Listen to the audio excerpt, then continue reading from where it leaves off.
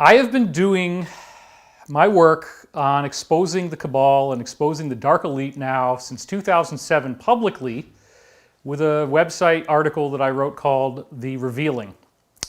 What they don't want you to know and why their plans won't work. And in that, I revealed work that had been done from a whistleblower calling herself Savali going back to 2000, March 2000, where she said that the world was being secretly run by a dark, sinister cabal of satanic pedophiles who, for lack of a better word, are intent to reduce population dramatically, and that the gateway to do that was through a Great Depression, or through a new Great Depression that would make the original one look like a Sunday school picnic.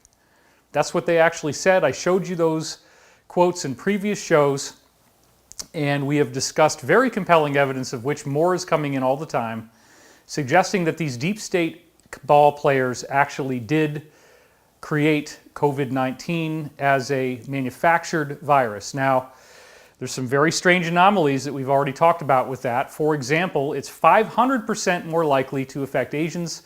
This is not speculation. This is a scientific fact that we quoted from a paper in previous shows. 500% more likely to go after and hurt Asian people, and now we're finding out that it actually goes after black people preferentially as well. These people in the deep state are highly racist. They are essentially Aryan supremacists. They do essentially want white people to be the dominant force on the planet, and they are more interested in seeing other people go than white people. That is something I've heard. It's not something I agree with at all. We're all going to have to deal very quickly with the fact that these people are real, that they were doing things that were very disgusting. They were doing things that we've learned from the Epstein saga and from Harvey Weinstein and John of God and Cardinal Pell, the second highest ranking member of the Vatican, with legendary crimes against children that he was convicted for in a court in Australia. And it goes on and on and on. There's a lot of stuff going on behind the scenes. I don't actually have all the information. That's good. There's something called operational security where you don't want to know everything. But what do I mean, something going on behind the scenes? If you have followed my work, you will know that I have been describing a very massive effort that has been made by members of the international community as well as the U.S. military and intelligence community to defeat this Illuminati. And I don't want to see anybody get killed or tortured. I think that fair trials are important, and I think that everybody has a right to a fair trial. And I also very strongly believe in the idea that even the highest level people should be granted amnesty if they are cooperative and if they participate in making sure that this whole thing works out the right way and give us actionable intelligence that we need and can use. So I am not a fan of capital punishment. I am not hoping to see a bunch of kangaroo court trials where everybody just gets shot in a firing squad. That's not what I'm looking for.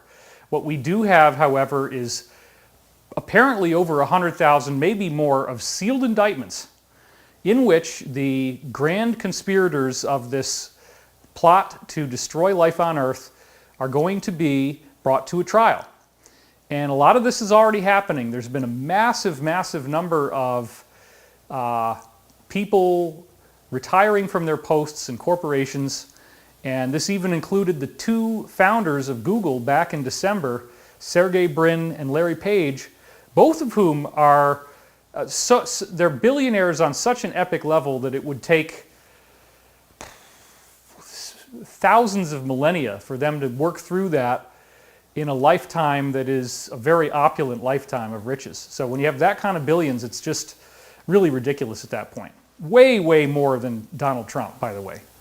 And so nobody really ever talks about that too much. You know, some of these guys are just, the amount of wealth that they have is far beyond what it would take to have multiple gigantic mansions, super yachts, private jets, fully fueled, ready staffed, ready to go, fleets of Lamborghinis. I mean, you can't even begin to scratch the surface of the money that you have if you're at like $70 billion of wealth, if you have all those things. It doesn't even put a dent in it.